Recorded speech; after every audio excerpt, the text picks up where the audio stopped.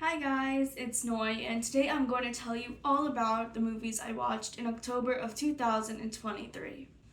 If you've been following my content for a while, you know that I love movies, and so I've been watching a lot of movies for a while, yeah, and I do have a Letterboxd account where I've been consistently reviewing every single movie that I've watched. So yeah, let's get this started. So I'm gonna knock the Mel Brooks films out of the way because I did watch three of them. I rewatched Young Frankenstein on Halloween. I watched Spaceballs and I watched Robin Hood Men in Tights. So I'm going to start by talking to you about Young Frankenstein as it was the second time I watched it. I also watched The Producers. Oh, forgot about that one. So yeah, I'm gonna talk to you about Young Frankenstein, then The Producers. Okay, so yeah, as I said, it was my second time watching Young Frankenstein. I believe this is the second best Mel Brooks film. Blazing Saddles is probably the first, like the best film he ever made. Um, and what I love about this movie is that it's such a good parody of the Frankenstein novel and like the Frankenstein stories. And um, I actually did watch an actual adaptation of the Frankenstein novel, The Curse of Frankenstein, which I will get to later. So I do believe this parody was a very well done parody. Gene Wilder was amazing. I love his acting. He was such a great actor. And Marty Feldman knocked it out of the park. And the whole story was just so funny. Terry Garr was amazing. And I just love that it was in black and white.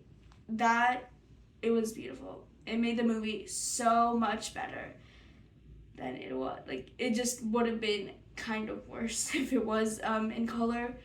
And the fact that it was in black and white kind of just made it better to watch in Halloween.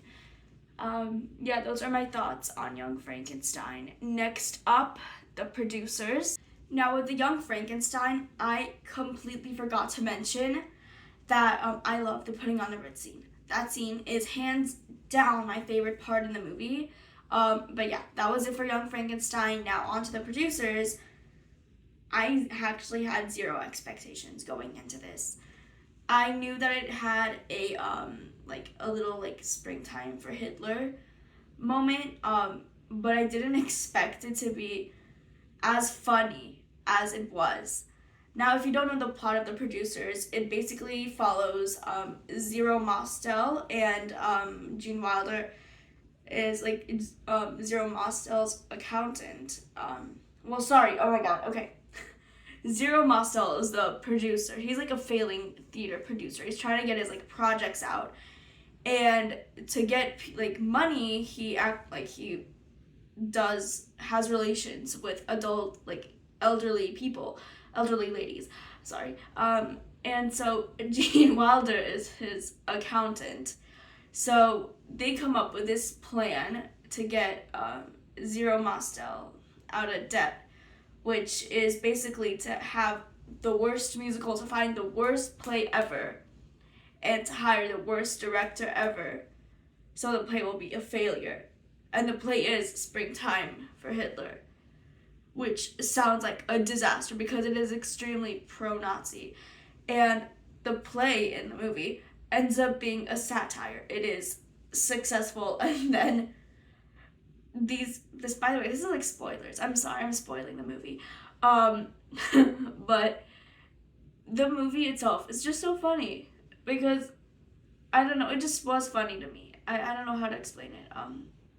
I'm Jewish. I should like I it was just a funny movie. Like all of the gags in there are funny. Because they had to convince one of the original, like the original playwright who was a Nazi to give them the play. And that part was just the lengths that these characters go to get the play was just funny. That's what was really funny about it. And then they end up falling for their own schemes. It was really just a good movie. Now on to Spaceballs. Now my opinion on Spaceballs is probably biased because I have not seen any Star Wars movies. I probably have a distant memory of seeing The Force Awakens, but that does not count because it's not what Spaceballs is originally about. So I did find the movie funny. I think this was like the most clear parody movie, if you get what I'm saying. If you've seen Spaceballs, you know that it's blasted with a bunch of like a lot of pop culture references. Like they have this part of the movie where there's like they're selling merchandise of the movie before it's even come out, and it's just so clear that it's a parody movie, and it's hilarious. It's not as funny as Blazing Saddles, but it's so I loved it. Even though I don't understand anything about this like Star Wars, it's funny. Like the part where they have to carry the suitcases through the desert, it's just hilarious. And like they have the not R2D2, the other robot. I forgot the name of the robot, but like with the Virgin alert there, whenever what's her face, Princess Leia and Luke Skywalker in this movie try to get together, and like the robot has to wake up all like Virgin alert. It was so funny. And speaking of Virgin alerts or medieval Virgin alerts, we're going to hop on to Robin Hood Men in Tights because that actually has some sort of a theme there. Now, honestly, I will just say this before like going into Robin Hood Men in Tights. I have noticed that all of Mel Brooks' filmography, all of Mel Brooks' filmography has a lot of sexual themes in there, like a lot. And it doesn't change in Robin Hood Men in Tights. Like when I say the entire movie is literally about Robin Hood finding the key to unlock someone's Virgin alert. That's what the movie is, but it's actually really good. There's a Bob Duncan's in it. Eric Allen Kramer, the actor who plays Bob Duncan in Good Luck Charlie, is in it. So that just gives you another reason to watch it. Also, Robin Hood is played by I don't know how to say his name, but I'll put his name right here. He's the guy who played the prince in The Princess Bride. That's so cool. So yeah, there's a lot of fun surprises in there. Lovely movie. There isn't a specific part of it that I liked. Oh yeah, wait, sorry. Mel Brooks, he actually had a role in it as a rabbi who gave all of the the Robin Hood soldiers, I think he gave them wine, and I think it was funny. There was a lot of Yiddish in there, and I actually really liked that. That's all the commentary I have on Robin Hood Men in Tights, which means we are done with the Mel Brooks movies part of this segment, and I am going to talk to you about THX 1182 next. So yeah, see you in 2 seconds. Okie dokie, now we're talking about THX 1138, which, if you did not know, was the directorial debut of George Lucas, and we were just talking about Spaceballs, the parody movie of Star Wars. I don't know, these things are connecting. Anyways, about THX 1138, I really liked it. I didn't think I would like it, because when I started it's weird. It's a really weird movie, I'm not going to lie. It's literally about these people who live in a dystopian society where they have to take a crap ton of medications, be bald, and use a lot of technology and look at weird holograms and stay abstinent. That's literally what the movie is. And obviously the whole point is that someone's trying to escape it. Oh, also it's run by AI robots. That's also weird. But it's a really good movie because it's just so futuristic, and yeah, I love it. I loved it. I would recommend watching it if you wanna. It's a good midnight movie. Like, actually, you know what? Scratch that. It's a good 3 a.m. movie because I think your brain needs to be a certain amount of unfocused to watch this movie. Totally watch THX 1138. Okay, so the next movie I'll be giving you commentary on is The Matrix, which I did rewatch. So this will be pretty much like minimum commentary, because I do love the movie. It's probably one of the best movies I've ever watched. The Wachowski sisters did an amazing job. I loved Keanu Reeves' performance. One thing I didn't like was the his girlfriend's like message that she got. I know this is going to sound weird, but I didn't like that the message that she got was, oh, when the Oracle told me that my thing is going to be falling in love with the one, and I'm like, I just didn't like it. I really didn't like that part. But aside from that, it's a fabulous movie. And up next, I will be talking to you about Get Out. Okay, so funny enough, I was watching a Key and Peele sketch before I watched Get Out. So obviously watching Get Out was a game changer. Um, yeah, Get Out reminded me of the movie being John Malkovich. Get Out was a terrifying movie. It's like, it was strange. I didn't like the part where she was just like sipping the milk and eating the cereal separately. That was weird. But I'm just gonna say this: if it just, yeah, I'm speechless. It was a really good horror movie. One of the best I've seen in a long time. So now that we're on the same page, now that we're both speechless, I'm gonna take you over to Animation Station and we're gonna talk about Coraline because it also reminded me of Coraline. I wrote a song about Coraline. Do-do-do-do-do-do, she's a pal of mine. Coraline. Thank you. Sorry I'm being more quiet. I'm currently waiting for a Zoom meeting to start. Anyways, about Coraline, like I'm friendly with someone who really, really likes the movie. I think they consider their favorite.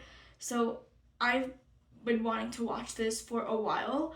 So now that I finally got to watching it, I do understand why it's their favorite. The animation, first off, was spectacular. Stop motion, like this whole sequence, like towards the end of the movie where she's like crawling, Coraline, she's like crawling out of like the Spider Woman mommy, that land, and it's like all black and white. Ugh, that was so pretty. Oh my god. And I wish I could put into words what like I'm feeling when like what I feel about the movie. Cuz it's just so pretty and it's just so spooky. And I love the mouse circus. I love the mouse circus part of the movie. And the garden too, when they're like lighting up the garden and it's like her face. I love that part. But yeah, honestly, one of the prettiest movies I've ever seen in a long time. And now on to another spooky, scary, same vibe kind of movie. We're gonna talk about Corpse Bride. That wasn't a bad It was an Emily deserved so much better than Victor kind of because when I watched that movie, when I tell you there was that part where Victor's all like, no, I don't want to marry you. I wasn't supposed to marry you. And then she just kind of runs off. I wanted to punch him. I was like, sir? Even though she is the most beautiful pile of bones I've seen, she's the most beautiful skeleton I've ever seen. She's the only skeleton I've ever seen. What are you doing, bro? Like, that's so rude. Like, at least be nice about it. Be like, okay, this is a mistake. I was supposed to go to Victoria. Sorry about it, girl. I'm gonna try to get this changed, but she's the other woman. But that ending killed me. That ending? Oh, no. Ugh, that was so sad. Because she let them get married and then she just like kind of flew off as like a butterfly. Like a bunch of butterflies. And I'm like, is this supposed to be symbolic? But it's like, it's hurting me, bro. Like, but you know who did end up getting together? Jack and Sally from The Nightmare Before Christmas. And that's what I'm going to talk to you about. The Nightmare Before Christmas is a freaking Halloween classic, obviously. I don't know how it was this year was the first time I've ever watched it. But it's beautiful, okay? It's haunting. It's like Sally's like little Miss freaking Rapunzel with like mad scientist dude holding her hostage. Like no, Sally's like freaking Frankenstein. And